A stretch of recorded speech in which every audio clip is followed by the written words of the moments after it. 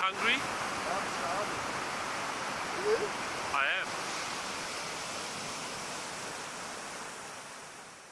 am. Here we are in Bamberg, Germany, and I'm very happy to be here cooking for you, well, actually for me.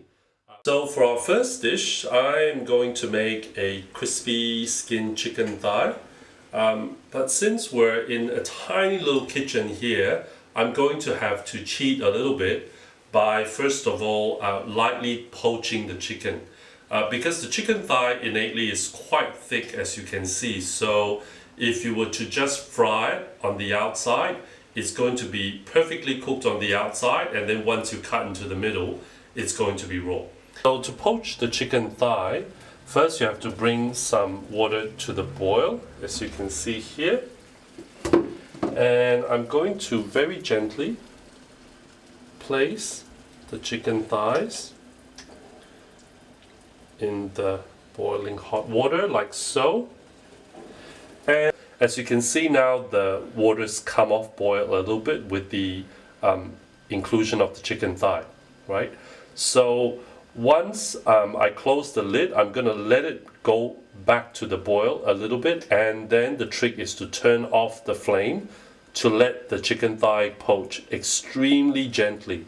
That way the chicken flesh inside, it's going to be very, very tender. And before frying it to crisp up the skin, what I love to do is to tuck some slices of garlic under the chicken skin. So all you have to do is to gently lift up the chicken skin and just insert the slices of garlic that you've prepared earlier. Once you've got the oil on the boil, oh, that feels hot, I'm gonna just be careful there. You quite simply put the chicken in, let it sizzle, and you close the lid. So just check the chicken thigh in the oil every so often. As you can see, it's now not sizzling as much because I've turned the flame down, but just let it gently sizzle in the deep pot, and it's not really going to cause too much of a mess. So there you have it, the crispy skin chicken thigh. For the cold soba noodles, all you want to do is to place the soba noodles into a pot of hot water. In this case, I've just reused the chicken stock that I used to poach the chicken thigh. So the next step with the cold soba noodle is, once you see that it's pretty much cooked and you don't have to wait till it's completely cooked, is to very quickly cool it down in the bath of cold water that you put in the freezer probably a couple of hours before you're due to make this dish. So once the soba noodle is sufficiently cooled, all you have to do is to dish it up like so on this beautiful plate.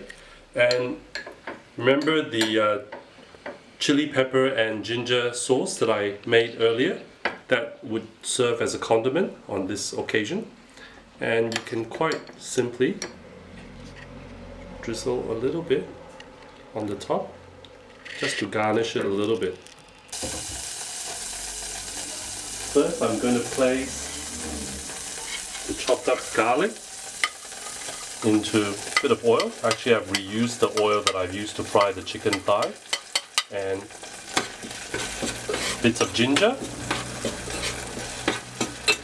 Just let the garlic sizzle a little bit to become more aromatic.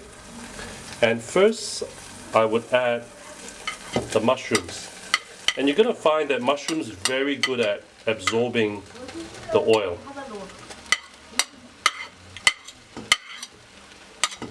Like so. Give it a bit of a stir.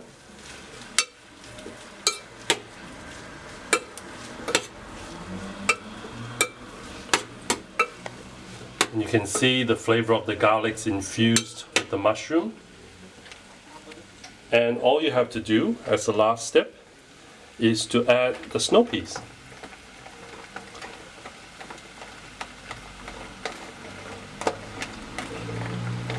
Like so.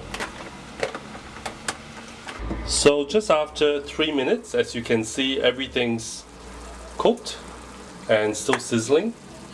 All I'm gonna do is to season it very lightly with a bit of soy and a dash of pepper. Easy. I think you can hear some young German hoons talking outside, which adds to the atmosphere, I guess.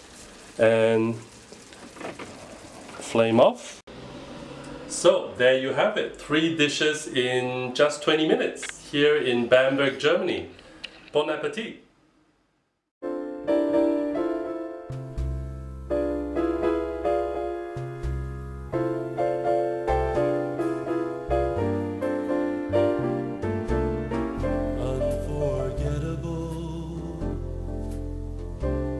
That's what you are.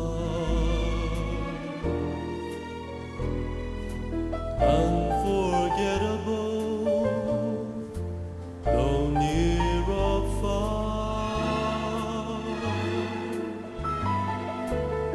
Like a song of love.